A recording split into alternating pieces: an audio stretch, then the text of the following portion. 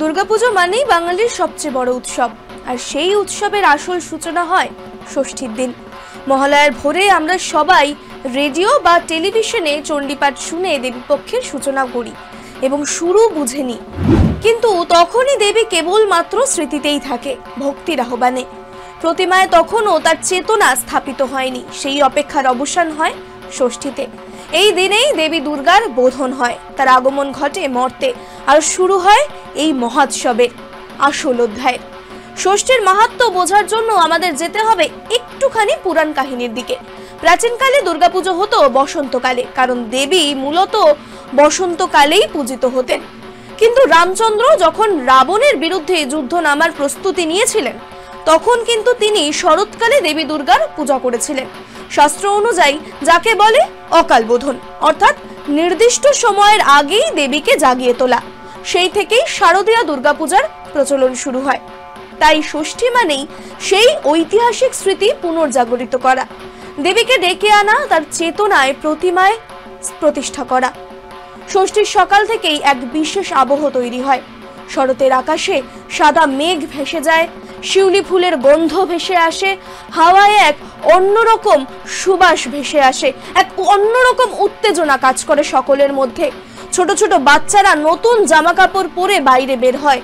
চারিদিকে আলোক সাজসজ্জা শুরু হয়, পাড়ায় পাড়ায় প্যান্ডেল সাজানো শেষ পর্যায়ে এসে পৌঁছায়, আর মানুষ অপেক্ষায় থাকে সন্ধ্যায় বোধনের জন্য। ষষ্ঠীর পুজোর আসল অংশ তিনটে: অধিবাস, বোধন আর আমন্ত্রণ। অধিবাস মানে প্রতিমায় দেবীর শক্তি প্রতিষ্ঠা করা। পুরোহিত গঙ্গাজল, আমপাতা, কলস আর নানান উপকরণের সাহায্যে দেবীর আহ্বান করে থাকেন। বোধন হলো দেবীকে জাগিয়ে তোলা আর চেতনায় প্রতিমায় আনয়ন করা। আর আমন্ত্রণ মানে তাকে মর্তে স্বাগত জানানো। ভাবো তো একবার, তোমার বাড়িতে যদি খুব প্রিয় কোনো অতিথি আসে, তাহলে আগে ঘর পরিষ্কার করবে, তারপর আসন পেতে দেবে, ফুল দিয়ে স্বাগত জানাবে। ষষ্ঠীর আচারও ঠিক তেমনই। ষষ্ঠীর আচার অনুষ্ঠানও আসলে ঠিক তেমন ভাবেই করা হয়। মাকে আনুষ্ঠানিকভাবে মর্তে স্বাগত জানানো হয়। ষষ্ঠীর সন্ধ্যা নামতেই প্যান্ডেলগুলোতে আলো জ্বলে ওঠে, ঢাকের আওয়াজে বাজতে থাকে, মুখরিত হতে থাকে সমগ্র বঙ্গ। চারপাশটা একেবারে শঙ্খধ্বনি এবং উলুধ্বনিতে চারদিক মুখরিত হতে থাকে। পুরোহিত মন্ত্রপাঠ শুরু করেন, ধূপধুনোর গন্ধে পরিবেশ ভরে ওঠে। তখন মনে হয় সত্যি দেবী এসে গেছেন। প্রতিমার চোখে যেন প্রাণের আভা ফুটে ওঠে। এই মুহূর্তটাই পুজোর আসল সূচনা। লোককথায় বলা হয়, ষষ্ঠীর দিন দেবী দুর্গা তার 4 সন্তান অর্থাৎ মা লক্ষ্মী, মা সরস্বতী, কার্তিক আর গণেশকে নিয়ে কৈলাস থেকে মর্তে আসেন। তাই এই দিনটা ভক্তদের কাছে আলাদাই আনন্দের। মায়ের সঙ্গে সন্তানেরাও আসে, আর মর্তে উৎসবের রং ছড়িয়ে পড়ে চারদিকে। তাই ষষ্ঠী মানেই পরিবারের মিলন, আনন্দ আর উৎসবের সূচনা। ষষ্ঠীর সামাজিক মাহাত্ম্যও ভীষণ বড়। এই দিন থেকেই মানুষ একসাথে মেতে ওঠে। পরিবার, বন্ধু বান্ধব, আত্মীয় স্বজন সবাই একসঙ্গে মিলে মিশে ঠাকুর দেখতে যায়, আনন্দ করে ভোগ খায়, একসঙ্গে আনন্দ ভাগ করে নেয়। গ্রামের পুজো হোক কিংবা শহরের বড় থিম প্যান্ডেল, ষষ্ঠীর দিন থেকেই ভিড় জমতে থাকে সকল জায়গায়।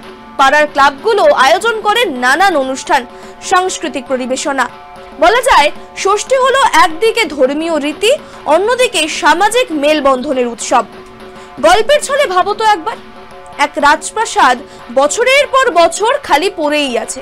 হঠাৎ খবর এলো রাজরানী আসছেন তার 4 সন্তানকে নিয়ে। প্রাসাদে তোড়ে ঘড়ি করে সাজসজ্জা শুরু হলো। ফুলে, আলোয়, সুরে ভরে উঠল চারপাশ। ষষ্ঠীর দিনটা যেন সেই প্রস্তুতিরই দিন, সেই অভ্যর্থনার দিন, যখন সবাই একসঙ্গে দাঁড়িয়ে বলে, এসো মা, স্বাগত। আজকের দিনে দুর্গাপুজো মানেই থিম, প্রতিযোগিতা, আলো আর বিশাল ভিড়। কিন্তু এই সব কিছুর আড়ালে যে আসল বিষয়টা লুকিয়ে আছে, সেটা হলো ষষ্ঠীর বোধন। যদি ষষ্ঠীতে দেবীকে বোধন না করা হতো, প্রতিমা কেবল মাটির রূপ হয়েই থাকতো। ষষ্ঠী প্রতিমায় প্রাণ সঞ্চার করে, দেবীকে মর্তে আনয়ন করে। তাই ষষ্ঠী ছাড়া দুর্গাপুজো একেবারেই কল্পনা করা যায় না। ষষ্ঠীর মাহাত্ম্য আসলে এক কথায় বলা যায়, সেটা হলো এটাই: দেবীর আগমনের বার্তা, শুভ শক্তির আবাহন আর আনন্দ উৎসবের সূচনা। এই দিন থেকে শুরু হয় 4 দিনের মহোৎসব, সপ্তমী, অষ্টমী, নবমী আর দশমী। কিন্তু ষষ্ঠী না থাকলে বাকি দিনগুলো হতোই না।